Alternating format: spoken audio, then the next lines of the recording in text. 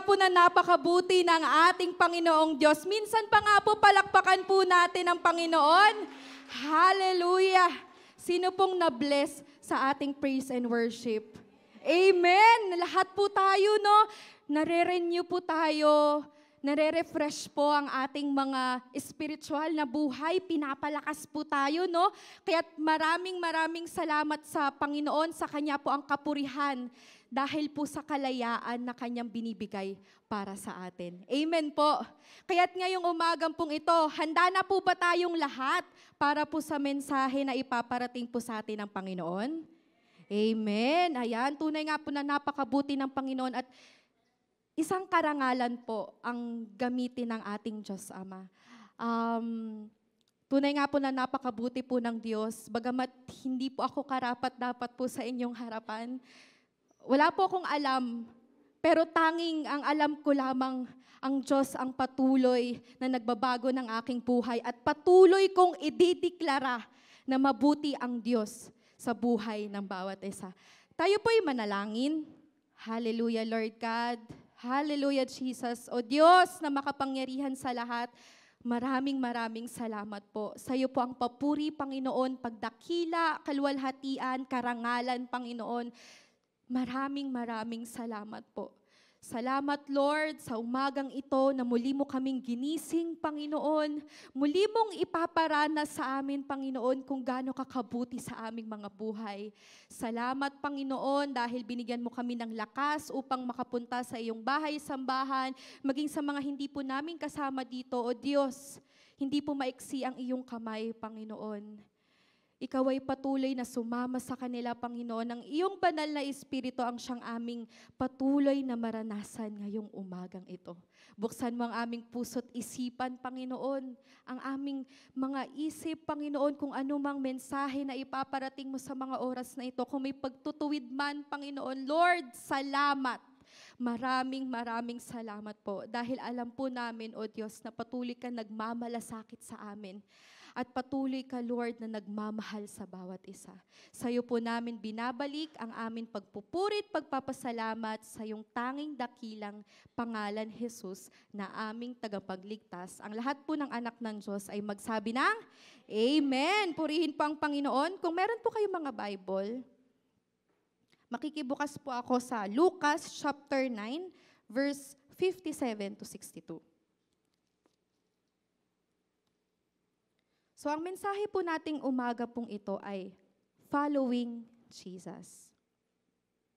Sabi po dito, habang naglalakad sila, may isang lalaking nagsabi kay Jesus, "Susunod po ako sa inyo kahit saan." Pero sinagot siya ni Jesus, "May mga lungga ang mga asong gupat at may mga pugad ang mga ibon. Ngunit ako na anak ng tao ay walang sariling tahanan na mapagpapahingahan." Sinabi ni Jesus sa isa, "Sumunod ka sa akin." Pero sumagot siya, "Panginoon, pauwiin po muna ninyo ako para maipalibing ko ang aking ama."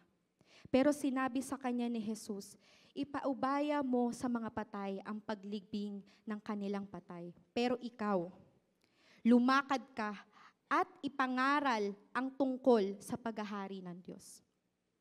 May isa ring nagsabi kay Jesus, "Susunod po ako sa inyo, Panginoon. Pero," sabi po dito, "pero hayaan niyo po akong munang magpaalam ako sa pamilya ko." Sinabi ni Jesus sa kanya, "Ang sinumang nag-aararo na palaging lumilingon ay hindi kapakipakinabang ang paglilingkod sa ilalim ng paghahari ng Diyos." Pinagpala po ang pagkabasa ng salita ng Panginoon. So, sino po dito yung mga magulang na? Amen. Marami na po sa atin. No? Kung tayo po ay magulang, leader ka po ng inyong pamilya. Sino naman po dito yung mga anak? Amen. Ako po, anak po ako. So tayo, follower tayo ng ating mga magulang. Kung tayo man po ay nagtatrabaho na, maaaring pwede tayong maging leader, maaaring pwede tayong maging follower din po, pwedeng pareha sila. Kung tayo man ay estudyante, tayo ay follower ng ating mga teacher. Pero sa ating buhay espiritual, ito Ito po.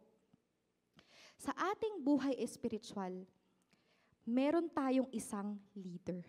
At tinawag tayo upang sumunod at walang ibang ito kundi sino po? Kundi ang Panginoong Jesus.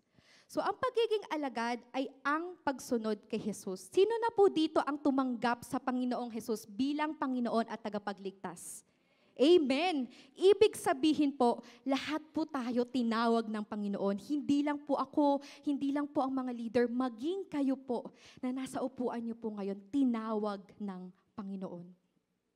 Ngunit ang tanong, gaano mo sinusunod ang Panginoon? Likas sa tao, bago tayo sumunod, kailangan nakalatag na sa atin ang mga plano. Di ba po?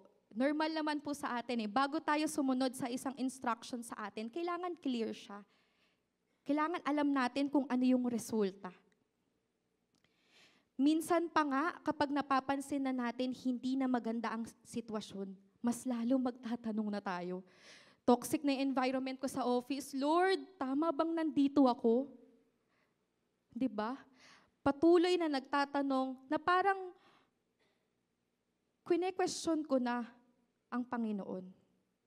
We always ask questions kasi hindi natin naiintindihan. Madalas, hindi nagme-make sense yung mga bagay na nararanasan natin. Tama po ba? Pero halimbawa na lang, ang pinagawa ng Panginoong Diyos kay Abraham. Hindi ba po sinabi po sa kanya ng Panginoong Diyos, Abraham, mag-impake kayo, lisanin niyo ang lupang ito at ituturo ko sa iyo kung saan ang lupang pinangako ko. Hindi alam ni Abraham kung saan yun. Pero ano pong ginawa ni Abraham? Hindi po siya nagtanong. Sumunod po siya. Meron din pong isa, si Jonah. Inutusan siya ng Panginoon na pumunta sa mga Ninibe. Ayaw nga po ni Jonah dun eh. Actually, yung mga Ninibe, ito po yung mga taong patuloy na hindi po sumusunod at tumatakwil po sa utos ng Panginoon. Kumbaga, wala na po silang sinasambay. Pero inutusan po si Jonah ng Panginoon. Pumunta ka doon, kausapin mo sila. Kung kayo po si Jonah, kung ako po si Jonah, Lord, bakit? Ang dami na nilang nagawang kasalanan sa'yo eh. Ano pang kailangan mo sa kanila? Hindi po nagme-make sense, tama. Hindi po natin naiintindihan yung mga bagay na pinapagawa sa atin ng Panginoon. Pero, hindi naman lahat ay kailangan nating malaman. Ang hangad po ng Panginoon para sa atin ay ano po? Ay ang sumunod tayo sa Kanya. Kaya ngayon, siyasatin po natin ang ating mga puso. Are you following Jesus today? Pagising pa lang po natin sa umaga. Alam ko po may challenge na yan. Malamig po kaninang umaga kasi umuulan po. Tama po? Ang hirap pong bumangon. Kahit ako po, sobrang hirap. Ilang beses na po akong ginising ng lola ko. Nicole, gumising ka na. Sabi mo 6:30, babangon ka na. Saglit lang po. Tutulog pa. Very challenging ang ating mga buhay. Hindi po madali. Amen? So let us assess ourselves.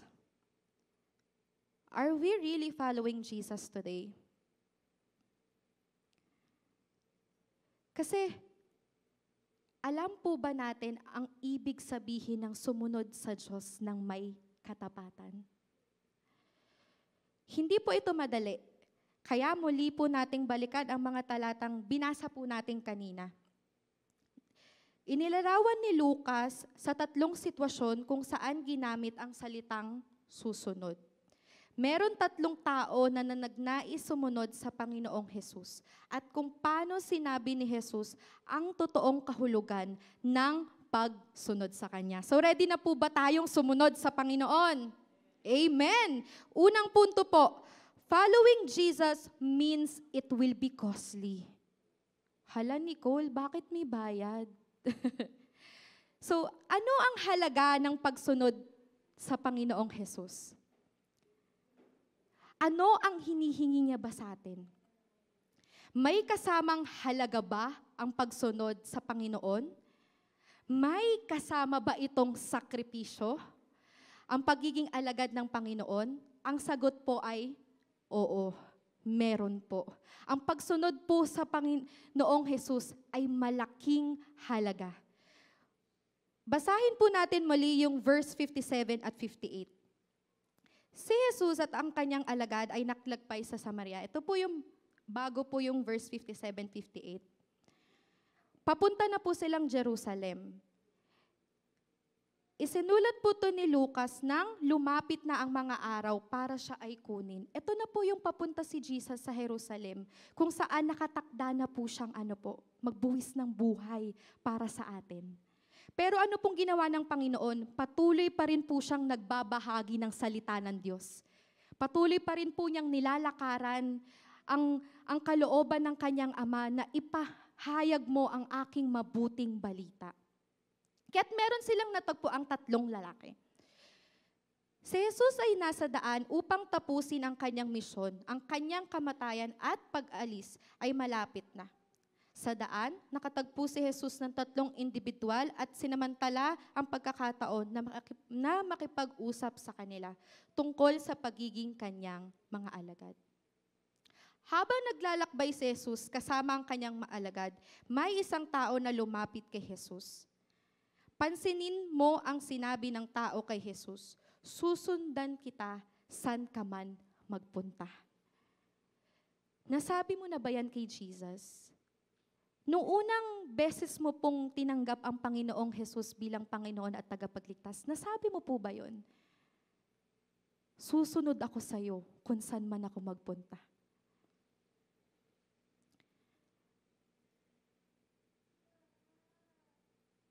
Kahit ano pa man ang hinaharap natin, kahit ano man ang problema o hadlang na maaaring dumating, susundan mo pa rin po ba ang Panginoon? Kasi, alam po natin na mas madaling sumunod kapag puro praise the Lord. Amen po ba? Kapag madaling lumakad, kapag madaling humakbang, madali pong sumunod sa Panginoon. Pero paano? Paano na lamang kung may mga dumating mga pagsubok sa ating mga buhay? Patuloy pa rin po ba tayong susunod sa Panginoon? Para sa ilan, madaling sabihin, ayun nga po, na praise the Lord, susundan ko si Jesus. Kapag okay ang lahat, kapag maayos ang mga bagay-bagay sa ating mga buhay. Pero mabigat po ito. Susundan ko ang Panginoong Jesus, saan ka man magpunta. Gayon pa man, hindi natin tiyak yung ating mga hinaharap. Hindi natin yun inaasahan. Minsan, nasasakit tayo, nasa gitna tayo ng sakit, nasa gitna tayo ng pagsubok, nasa gitna tayo ng pagdurusa. Mas mahirap sundin ang Panginoon. Sumagot si Jesus sa tao, may mga lungga ang mga asong gubat at may mga pugad ang mga ibon sa himpapawid. Ngunit ang anak ng tao ay walang matutulugan. Bakit po kaya ganun yung tugon ng Panginoon sa tao? Para bang sinasabi niya yung mga asong gubat, yung may mga ibon, mas may tirahan pa sila kaysa sa Panginoon. Hindi po ba? Bakit kaya yun yung sinabi ng Panginoon doon sa tao? Minsan, inaasahan natin na ang pagsunod kay Jesus ay may tiyak na direksyon. Sa katunayan, may ilan na naniniwala na ang pagsunod kay Jesus ay nangangahulugang ikaw ay uunlad. Kapatid, hindi lamang dun. Meron pa. Hindi natin alam ang pagsunod kay Jesus ay may halaga. Mahirap na trabaho po ito. Sobrang hirap. Kaya't sinabi ni Jesus, sa sino mang nais na sumunod sa Kanya, na ang landas ng pagiging alagad ay hindi magiging madali o komportable. Actually, ang magsalita nga lang po dito sa pulputong ito, hindi po siya madali. Pero sagana po sa habag at biyaya ng Panginoon, patuloy pong nakakatayo at alam ko po na hindi lamang po kami ang gagamitin ng Panginoon. Amen po. Kaya't ngayon po, alamin natin, bakit nga ba may halaga ang pagsunod kay Jesus? Magkakaroon ng mga hamon. Ayan na, darating na yung mga pagsubok sa atin. Magkakaroon ng mga mahirap na panahon. Sino po dito ang dumaranas sa mga pagsubok sa mga oras na ito? Amen. Wala pong exempted sa atin. Meron din mga taong tatanggihan ka. Meron din mga taong sasaktan ka. Meron din mga taong magbibigay sa'yo ng sama ng loob. Pero, ano po bang nais ng Diyos sa buhay natin? Ang pagsunod kay Jesus ay mahirap. Pero ang nais ng Panginoon ay patuloy ka pa ring sumunod sa Kanya. Patuloy mong gawin ang Kanyang ipinapagawa sa'yo, sapagkat may malaking gantimpala sa katapatan. Isang katotohanan na nakatulong sa akin, maging sa inyo po, alam kong makakatulong din po, na hindi tayo tinawag ng Diyos upang magtagumpay lamang, kundi tinawag tayo ng Panginoon upang patuloy na maging tapat hanggang sa Kanyang muling pagbabalik. Amen po ba? Kaya dito po sa ating unang punto, ang Panginoong Diyos ang perfect example kung bakit mahalaga, kung bakit may halaga ang pagsunod kay Jesus. Bakit po? Siya mismo, wala siyang mga material na bagay. Diba po? Saan po siya pinanganak? Sa sabsaban. Ano po ba ang Panginoong Jesus? Siya ay Diyos. Pero tinanggal niya po ang pagiging Diyos. Para ano po? Para patuloy na maglingkod sa Kanyang Diyos Ama. Hindi po ba't kay ganda at mas dapat nating sundan? Mismong ang Panginoong Diyos kinutya, naghirap, pinagdahaanan niya po ang lahat ng hirap. Ang dai din pong nag-reject sa Kanya, ang dai pong masasakit na salita ang inabot niya. Pero ano pong ginawa ng Panginoon? Patuloy pa rin siyang lumakad at patuloy na sumusunod sa kalooban ng Kanyang Diyos Ama. Kaya't ganun po ang nais niya sa ating mga buhay. Patuloy tayong maging tapat. Anumang hirap na ating danasin, anumang pagsubok man yan, tiyak ako, magtatagumpay ka. Bakit? Inuna mo ang Panginoon. Pangalawang punto, following Jesus means Jesus is the priority. Ang pagsunod daw po sa Panginoong Jesus ay dapat ito yung prioridad ng ating mga buhay. Ngayon po ba, ano po bang iniisip natin? Niisip na po ba natin yung pambayad natin sa Meralco kasi darating na po? Ano po bang iniisip natin? Mga pambayad sa tubig, pangkain sa araw-araw? Ano po ang prioridad ng buhay nyo ngayon?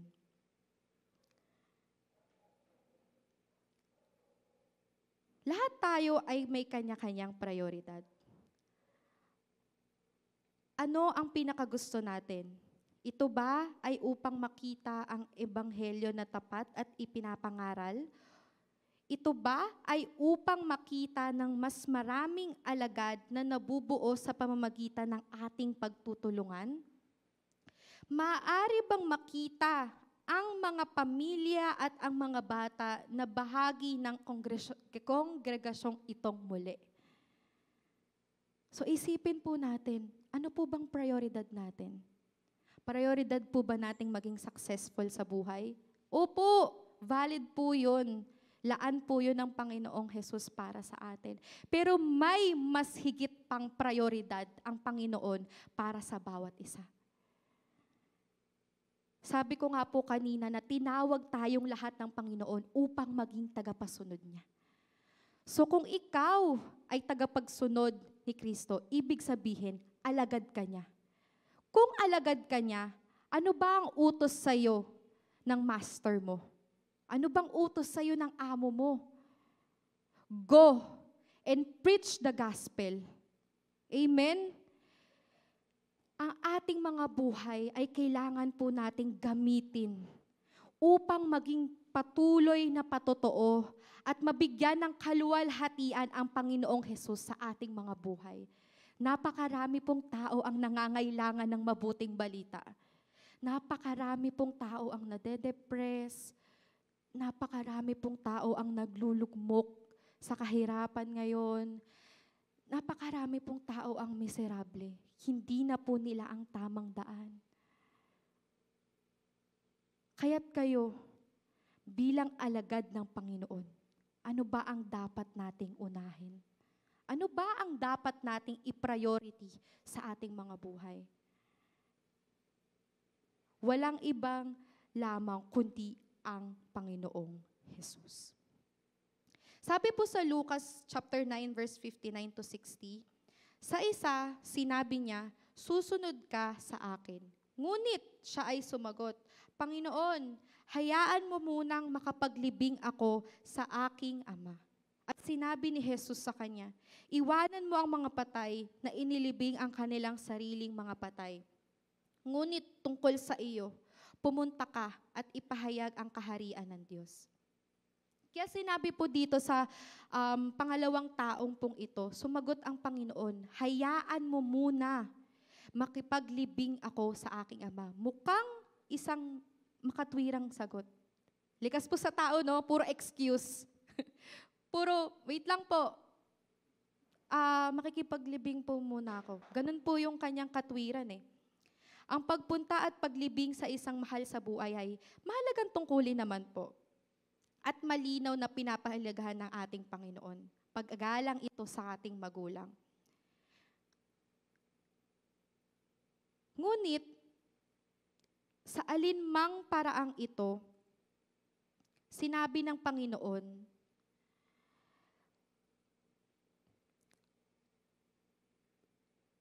dapat ito yung maging una nating obligasyon. Itinuturo ng Panginoong Hesus ang kahalagaan ng kaharian ng Diyos higit sa ating mga pamilya. Actually, ang ating mga pamilya ang ating first ministry. So dapat ang ating pamilya ang una nating binabahagian ng salita ng Diyos. Ang pagsunod kay Jesus ay nangangahulugang gawing prioridad siya higit sa lahat at kung kanino man. Kailangan top po si Jesus. Maging sa estudyante. Alam ko na sobrang busy natin, napakadaming schoolworks, tambak tayo ng schoolworks. Pero, the moment na inaccept mo si Jesus bilang Lord and Savior mo, kailangan siya yung top priority. Ang pagsunod kay Jesus ay dapat unahin sa lahat ng ibang relasyon at obligasyon. Ibig sabihin nito, ang lahat ng ating mga obligasyon ay dapat gawin bilang pagsunod kay Kristo. Hindi ito dapat magiging kapalit. Hindi dapat na, teka lang Lord, meron kaming outing pero Sunday. Ano po ba ang nais ng Panginoon? Hindi po ba ang nais ng Panginoon ay makasama ka sa kanyang bahay-sambahan? Pwede naman natin siyang ischedule, pwede naman natin siyang iset, 'di ba? Hindi kailangan maging kapalit ang pagsunod natin sa Panginoon. Hindi kailangan maging kapalit na hindi natin siya mabigyan ng pahalaga. Kaya dito sa ating punto na binasa, sa pangalawang tao, hindi si Jesus ang kanyang unang prioridad. Ang iba ay tumugon sa tawag ni Jesus na sundan siya sa pamamagitan ng pag-iwan sa lahat ng kani-kanilang ari-arian upang sumunod sa kanila. Halimbawa na lamang po nito ay sina Pedro, Santiago at Juan. Ang kanilang mga bangka, iniwan nila ang kanilang mga trabaho, ang kanilang business. Di ba po, sila po ay mga fisherman. Pero ano pong ginawa nila? Iniwan po nila ang lahat ng yon. Iniwan po nila yung business nila. Para saan? Para sumunod sa ating Panginoon upang patuloy na maging alagad, maging disipulo niya at magbahagi ng salita ng Diyos sa iba't ibang bahagi ng mundo.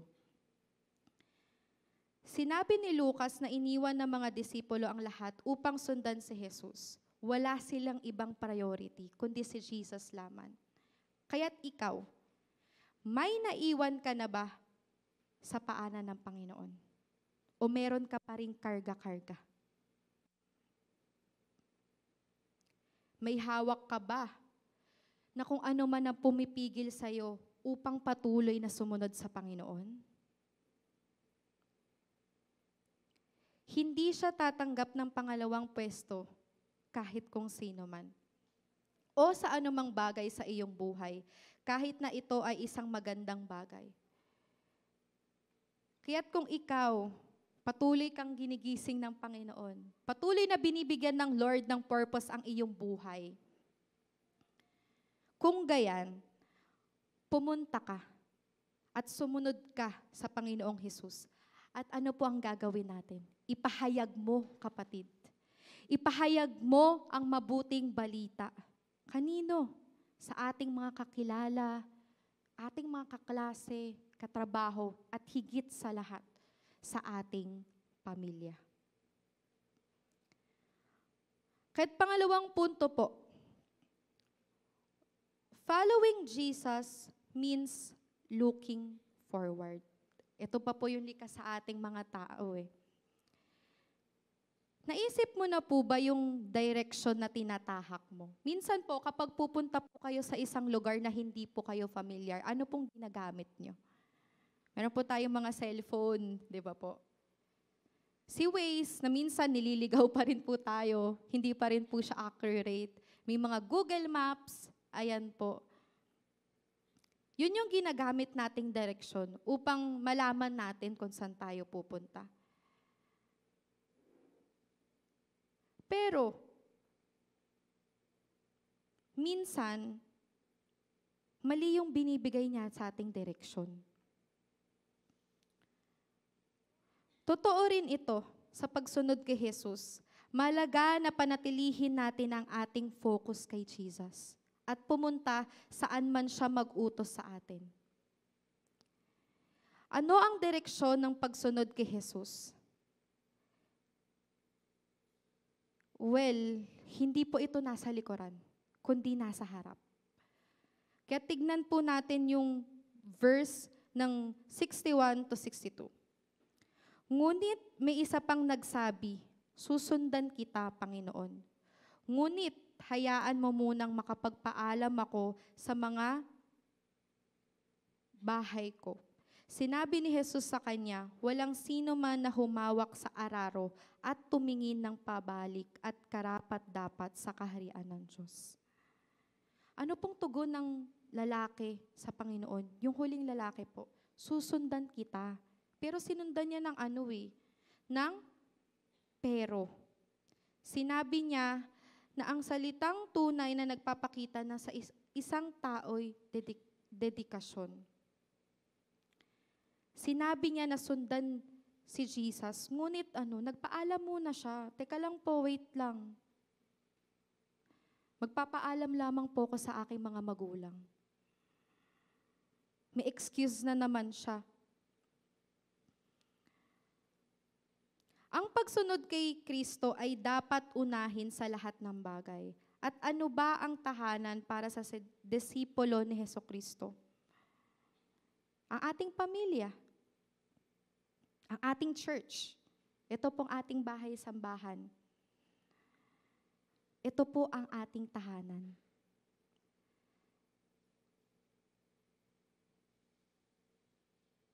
Kaya't sinabi ni Jesus, walang sino mang naglagay ng kanyang kamay sa araro at tumingin ng pabalik ang karapat-dapat sa kaharian ng Diyos. Sino mang humawak ng araro ay kailangang patuloy na tumingin sa hinaharap upang gabayan ang araro.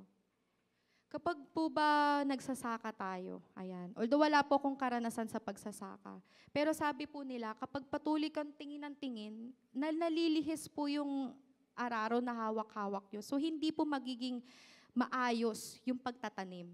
Ganon din po sa ating buhay espiritual. Kapag patuloy po nating binabalikan ang ating mga lumang buhay, kapag patuloy po nating tinitignan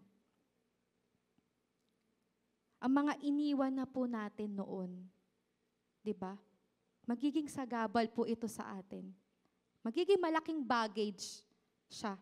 At hindi ka patuloy na makakalakad at susunod sa ating Panginoong Jesus. Kaya ano bang ibig sabihin ito para sa atin? Kung nais mong sumunod kay Jesus, hindi ka maaaring lumingon pabalik. Hindi ka maaaring mag-focus sa kung ano man ito dati. Hindi mo maaaring mabuhay sa nakaraan. Kailangan mong bitawan ang mga bagay na iyon at mag-focus sa hinaharap at pagsunod kay Jesus. Pinapaalalahanan din po tayo ng propetang Isaias na huwag alalahanin ang mga dating bagay. Sabi po sa Isaiah 43, chapter 43, verse 18 to 19, huwag niyong alalahanin ang mga dating bagay, ni isiping mabuti ang mga bagay na nakaraan. Narito ako ay gumagawa ng isang bagong bagay. Ngayon, ito ay sumisibol. Hindi mo ba ito nakikita? Gagawa ako ng daan sa disyerto at mga ilog sa disyerto. Gumagawa ang Diyos ng mga magagandang bagay sa nakaraan. Ngunit, ayaw na po ng Panginoon na maging alipin po tayo nito. Gumagawa ang Diyos sa mga bagay ngayon at nais niyang makiisa tayo sa Kanya at sa pag-usad sa mga bagong bagay. Hindi natin masusundan ng Panginoong Hesus kung ilalayo natin ang mga mata natin sa Kanya. Paano ka nga naman makakasunod kay Jesus kung sa iba ka tumitingin? Patuloy mong binabalikan yung mga bagay na iniwan mo na. Ang gusto po ng Panginoon ay patuloy nating ituon ang ating mata sa Kanya.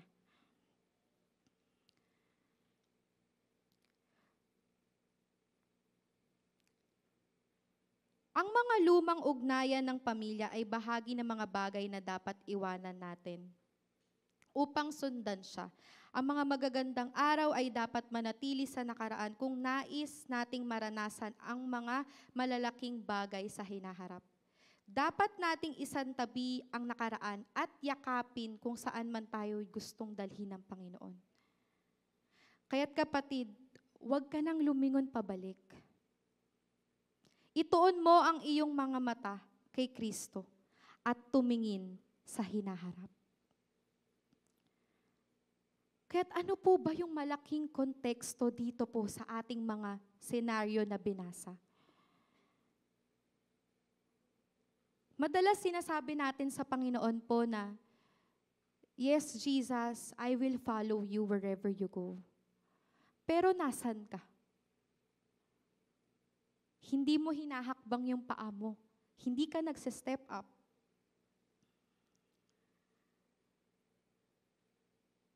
Ngunit ano po ba yung pinaparating ng Panginoon sa mga senaryo na kanyang binasa? Ipinapaliwanag niya dito kung ano ang ibig sabihin ng sumunod sa Kanya. Minsan po kasi sa ating mga Kristiyano, nawawala na po ito eh. The moment na inaccept na po natin si Jesus bilang Panginoon at tagapagligtas natin, nandun na lang tayo, nakahinto. Yes, we are saved. Pero, napaglingkuran mo ba ang Panginoon? So kung ikaw, nakita mo ang halaga kung ano ang pagsunod sa Panginoong Hesus, susunod ka pa rin ba? Gagawin mo bang pangunahing Panginoon ang Panginoong Hesus? Isusuko mo ba ang lahat para sa Kanya? Titignan mo pa rin ba ang hinaharap o mananatili ka sa nakaraan? Hihintayin mo ba ang mga plano sa iyo ng Diyos at para sa Kanyang simbahan? Handa ka ba na sundan si Jesus san ka man niya dalhin? Tandaan po natin na we have free to choose.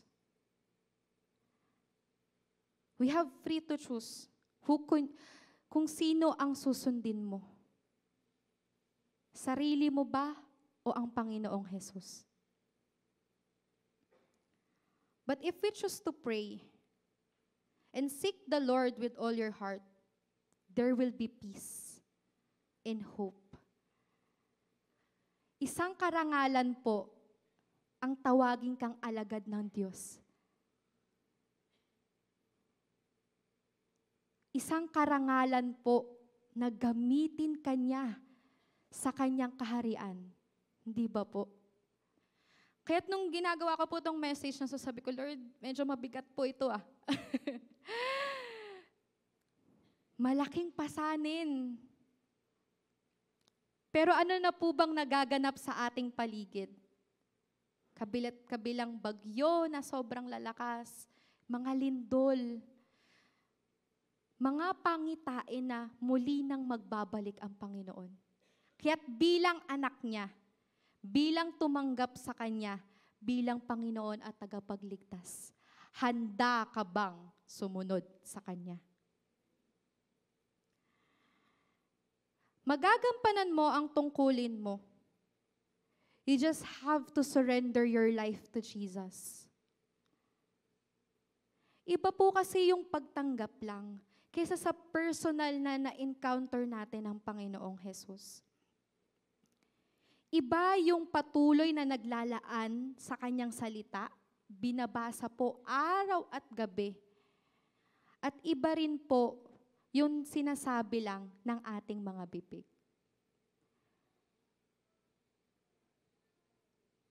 Nakita naman po natin kanina na hindi po madaling maging Kristiyano.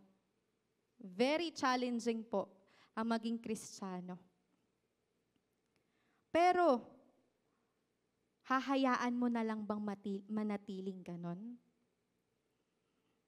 O hayaan mo na ang buhay mo ay manatiling sumunod sa ating Panginoong Jesus? At dito po ako magtatapos. Life as a Christ follower will always be a learning process of depending less on our own strength and more on God's power. Kapatid, hindi po lugi ang maglingkod sa Panginoon. Kung may mga bagay po tayong nararanasan ngayon, hirap, kakulangan, stress, anxiety, wag po kayong mag-alala. Andyan po ang Panginoong Jesus. Na patuloy na nagbibigay sa atin ng pag-asa. In Jesus, there is hope. In Jesus, there is freedom. In Jesus, there is love. So anong nais ipagawa sa atin ng Panginoon? Hakbang na. Sumunod ka na kung ano man ang pinapagawa sa iyo ng Panginoong Jesus. Dahil hindi ka po malulugi. Hindi po mawawalang saysay ang lahat ng ginagawa po nating pagpapagal sa Panginoon.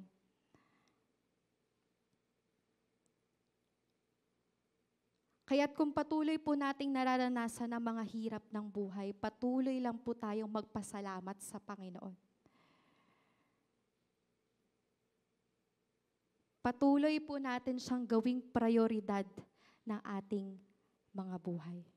Tayo po'y tumayo.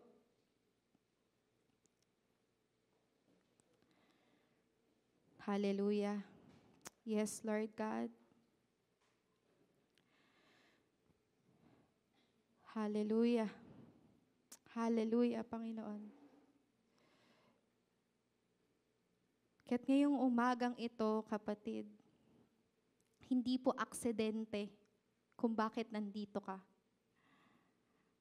May pinapagawa po sa iyo ang Panginoon. Kailangan mo lamang ihakbang ang paa mo.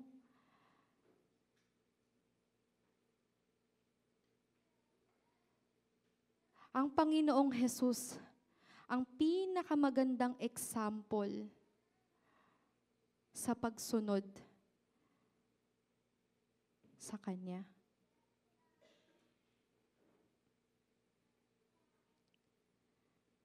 Binigay niya ang Kanyang sariling buhay para sa atin.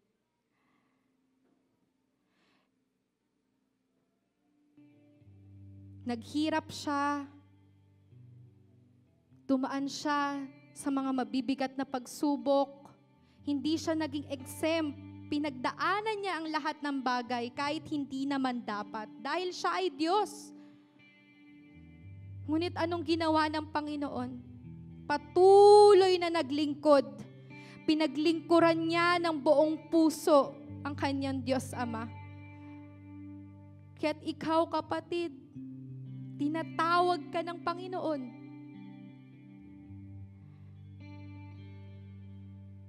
Sundin mo ko. Ipangalap mo ang mabuting balita sa iba't ibang dako ng mundo.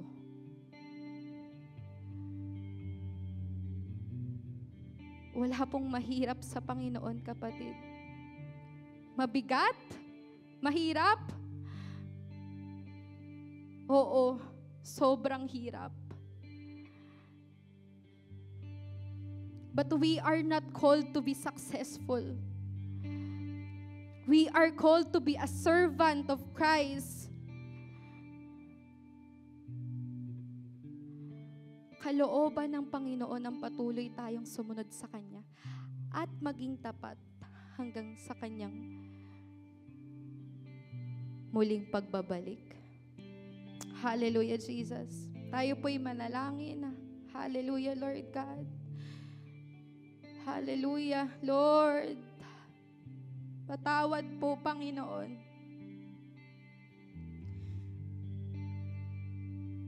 Patawad po, O Diyos, kung minsan sa aming mga buhay ay patuloy kami nagque-question. Patawad, Panginoon, dahil marami kaming abala, busy sa maraming bagay. Hindi ka na namin napapriority. Lord, patawarin mo kami sa aming mga kakulangan, Panginoon. Nawa, O Diyos, patuloy mo kaming samahan, Panginoon. Magampanan namin, Panginoon, ang tungkulin na sumunod sa iyo.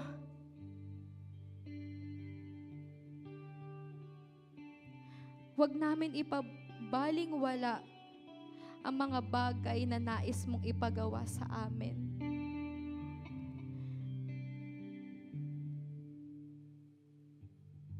Turuan mo kami, Panginoon.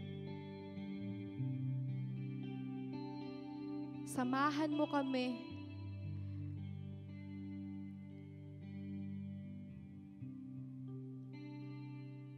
Na ikaw ang patuloy na siyang maghari sa aming mga buhay. Salamat, Panginoon, dahil isang karangalan po ang patuloy na gamitin mo para sa iyong kaharian.